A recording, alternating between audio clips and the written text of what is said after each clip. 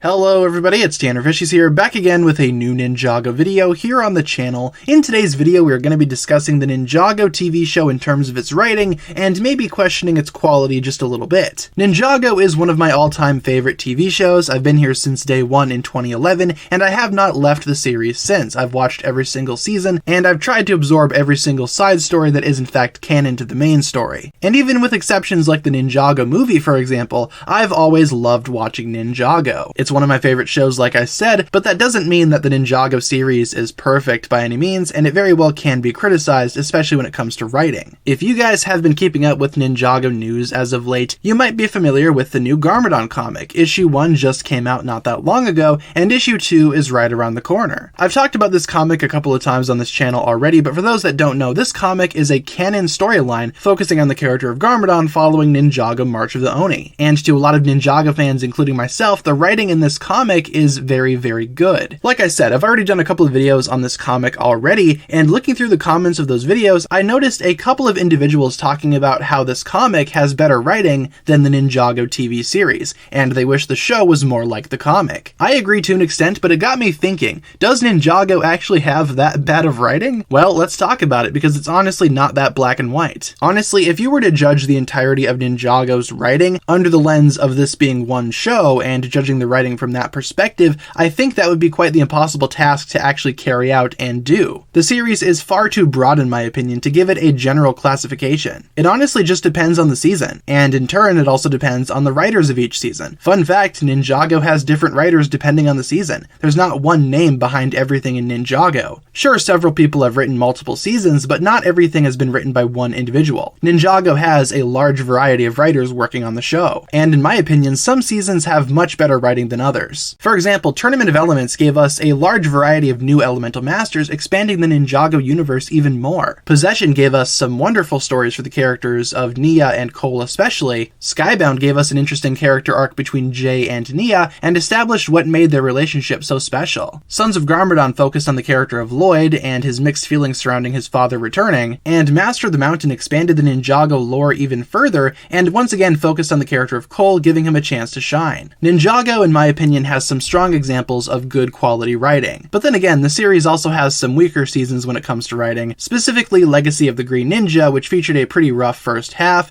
Hands of Time, which was pretty rough all in all with some really awkward dialogue, and Secrets of the Forbidden Spinjitzu, which was way too long and way too crowded for its own good. Ninjago definitely has more wins than losses here though, that's for sure. But you can see where I'm coming from, right? Ninjago is way too vast and way too large to give it one specific label. The Ninjago series is simply way too diverse for that label to be accurate. Many of the better Ninjago seasons take advantage of one of Ninjago's biggest strengths, that of course being world building. Ninjago is an insane world. The universe of the Ninjago series is ever growing, and every single season it surprises me with how much more it can grow. Certain corners of the Ninjago universe still have not been completely filled out just yet. That's how big this world is. The Ninjago series has insane history and lore regarding these characters, the actual landmass itself, and the powers that these characters have. Speaking of characters, also the 6 main ninja are well-rounded with backstories and motivations, and their writing is fantastic. Every single season and every new story develops these characters even further, and they become better versions of themselves. Sure, some seasons focus on one specific character more than others, but every single ninja has had development. None of the main ninja are in the exact same spot that they were when the series first began. After 11 plus years of the Ninjago series still going strong, these characters are very much developed. The villains, on the other hand, are pretty hit or miss. Some Ninjago villains are written really well with actual good motivations, and some Ninjago villains simply just want revenge, nothing more, very much a black and white situation. Some Ninjago bad guys may feel like stereotypical shells, but some Ninjago bad guys have excellent writing surrounding their characters. Again, Garmadon is a good example of this. Even characters like Pythor, Nauticon, Moro, all of those characters stand out as being something special. Again, Ninjago does have some weaker villains like Master Yang and Asphira, for example, but those characters do not define the entirety of Ninjago. They're certainly a big part as to why people criticize Ninjago's writing, but they hardly represent the entire Ninjago series front to back. From an inside perspective, it feels like Ninjago fans are very much comfortable with Ninjago's writing. There are some hiccups here and there, but for the most part, Ninjago has maintained a consistent fan base over the years, and in my opinion, that's because of the quality of the writing and the storytelling at play here. From an outside perspective, though, it's hard to compare this to other shows, especially other shows with popular fan bases. Most outsiders that are hardly Ninjago fans would probably dismiss Ninjago Ninjago as being a stupid kids show and nothing more. To several people my age, for example, Ninjago was something that we watched when we were kids, and now that we're grown up, maybe we should probably just drop the series. But for me, it's certainly hard to do that because of how good the series actually is. Ninjago is surprisingly decent for what it is. It is a kids show, but it's a very good kids show that is able to pull in audience members from every corner. Part of the reason why it's kept me along for so many years is that the Ninjago series has never given me a reason to leave the fandom. Every single season surprises me with something new and builds upon Ninjago's already established lore that frankly impresses me. Many other kids shows don't have the luxury that Ninjago does in the fact that their world is insanely massive and diverse. There's so much happening in the Ninjago series, it's hard to look away. And again, Ninjago's writing is what saves it from being forgettable and underwhelming to say the least. The Garmadon comic is amazing at what it does, but we've seen similar writing in Ninjago before. Some recent seasons haven't been the best in terms of writing, but Ninjago is still taking advantage of its strengths and expanding upon its own world,